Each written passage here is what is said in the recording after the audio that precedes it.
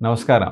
నా పేరు డాక్టర్ శ్యామ్ కే జైస్వాల్. నేను కన్సల్టెంట్ న్యూరాలజిస్ట్ గచ్చిబౌలి, హైదరాబాద్‌లో. నా క్లినిక్స్ మణికొండ హైదరాబాద్‌లో ఉంది. ఇలా శ్యామ్ జైస్వాల్ న్యూరో క్లినిక్స్. నేను ఈరోజు ఆహ్, సీజర్ మూర్ఛా వ్యాధి, ఫిట్స్, ఎపిలెప్సీ దాని గురించి నేను కొన్ని శబ్దం చెప్తాను నేను. ఫిట్స్ అంటే ఏంటి? మూర్ఛా వ్యాధి ఏంటి? మూర్ఛా వ్యాధి అంటే ఇలా మెదడులో బ్రెయిన్ లోపల్లో కొద్దిగా అబ్నార్మల్ ఎలక్ట్రికల్ యాక్టివిటీ అంటే బ్రెయిన్‌లో ఎక్కువగా ఎలక్ట్రిక్ యాక్టివిటీ ఎక్కువొస్తది. దానికోసం బయట నుంచి ఈ ఫిట్స్ కనిపిస్తాయి. ఫిట్స్ అంటే ఏంటి? ఇలా 2 కాళ్ళు కొద్దిగా బరువుగా టైట్‌గా వస్తుందా? 2 కాళ్ళు కొద్దిగా అట్లా షేక్‌గా వస్తుందా? కొద్దిగా నాలుగు కట్టుస్తుందా? నోరు నుంచి బ్లడ్ వస్తుందా? తర్వాత తల కన్ను కొద్దిగా ఒక్కసారి సైడ్‌గా వస్తుందా? అని తర్వాత కొన్ని పేషెంట్స్‌కి అలా కొద్దిగా అన్‌కాన్షియస్‌గా కొన్ని మినిట్స్ కోసం వస్తాయి. ఇలా ఫిట్స్‌కి మెయిన్ సింప్టమ్. ఫిట్స్ అంటే 2 కాళ్ళకి ఉన్నాయి. ఫోకల్, అటుగా జనరలైజ్. ఫోకల్ అంటే ఒక్క సైడ్‌కి, ఒక చెయ్యి ఒక కాలుకి కొద్దిగా షేక్ వస్తుందా? జనరలైజ్ అంటే 2 చెయ్యి, 2 కాళ్ళు షేక్ అయిందా జనరలైజ్ ఎపిలెప్సీ వస్తుందా?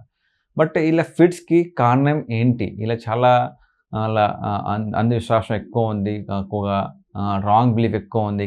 ఇలా సైకలాజికల్ ప్రాబ్లమ్. ఇలా సైక్లోన్ కాదు. ఇలా న్యూరాలజికల్ ప్రాబ్లమ్. ఇలా మెదడుకు సంబంధించి ప్రాబ్లమ్ ఉంది.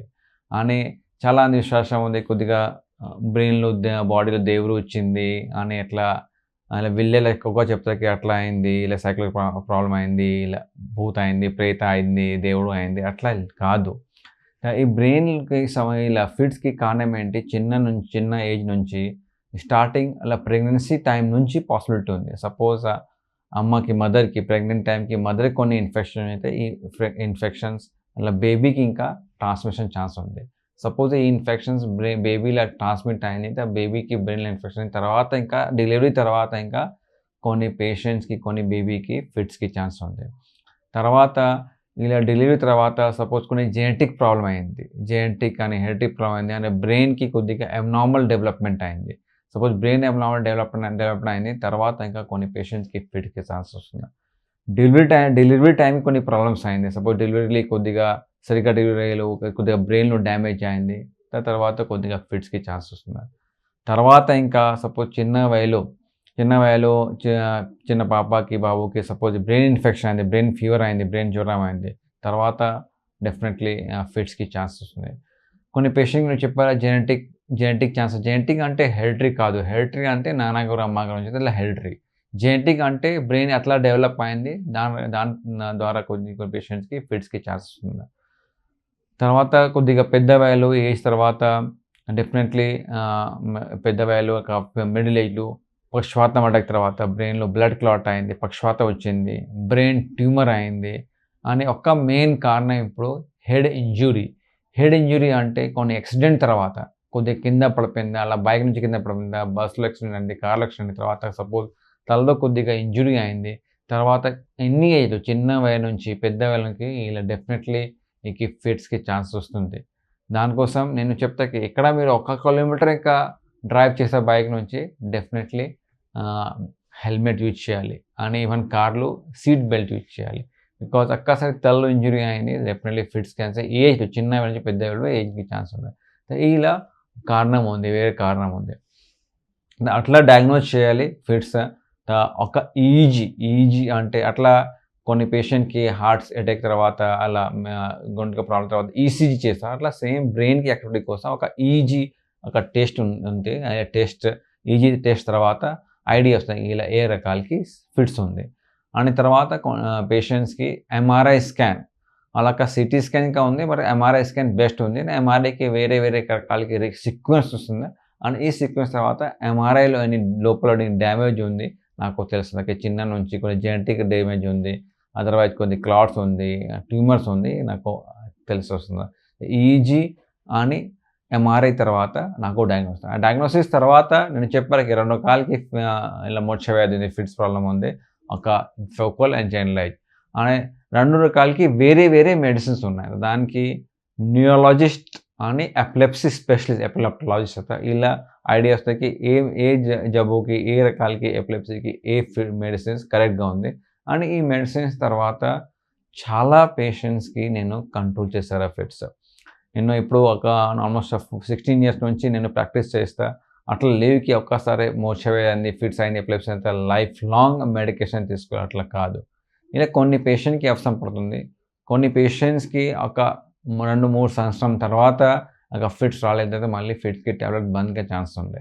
అని డెఫినెట్‌లీ కొన్ని రిప్రొడక్టివ్ ఏజ్ గ్రూప్ అంటే అమ్మాయిలు మెయిన్‌లీ ఫీమేల్స్ 15-45 ఇయర్స్ ఏజ్‌లో కొద్దిగా కరెక్ట్‌గా మెడికేషన్ తీసుకోవాలి.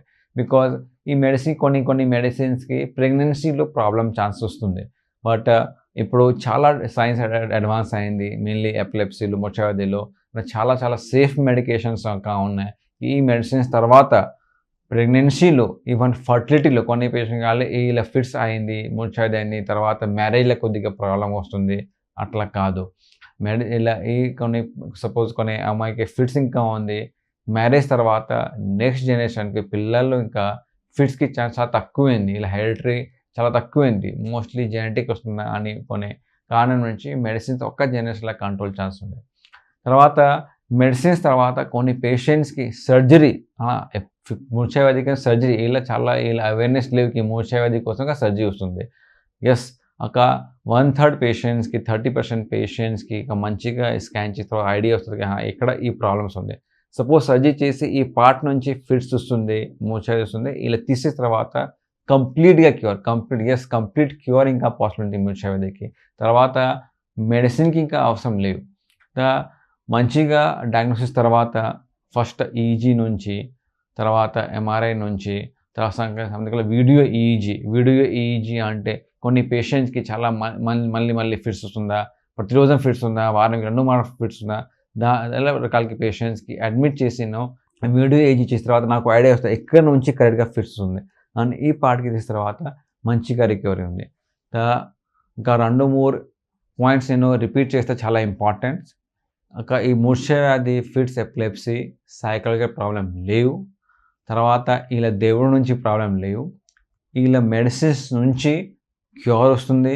కొన్ని పేషెంట్‌కి సర్జరీకి అవసరం పడుతుంది. సర్జరీ తర్వాత కొన్ని పేషెంట్‌గా క్యూర్ వస్తుంది. అండ్ ఈ ఫిట్స్ వ్యాధి తర్వాత మూర్ఛ వ్యాధి అట్లా అయింది, ఎపిలెప్సీ అయింది. తర్వాత ఫర్టిలిటీ అని ప్రెగ్నెన్సీ అని నెక్స్ట్ ఏజ్‌లో చిన్న పిల్లల యొక్క ప్రాబ్లమ్స్ అట్లా కాదు. ఇలా ప్రాపర్‌గా డయాగ్నోస్ చేస్తే ప్రాపర్‌గా ట్రీట్మెంట్‌కి వస్తుంది. ప్రాపర్ రికవరీకి వస్తుంది. ధన్యవాదాలు.